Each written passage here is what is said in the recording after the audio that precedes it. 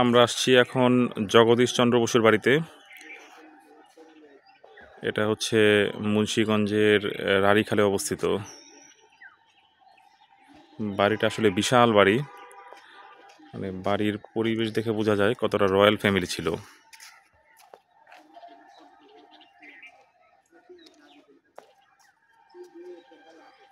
অবশ্য কিছু কিছু জিনিস পরিবর্ধন করা হয়েছে এখানে, মানে পর্যটকদের দৃষ্টি আকর্ষণের জন্য কিছু কিছু জিনিস পরিবর্ধন করা হয়েছে এখানে।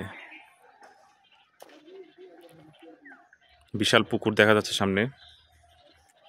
এখানে দেখা যাচ্ছে যে এই পুরান বাড়িটা সম্ভবত এই বাড়ির কোনো একটা কক্ষেই থাকতেন জগদীশচন্দ্র বসু।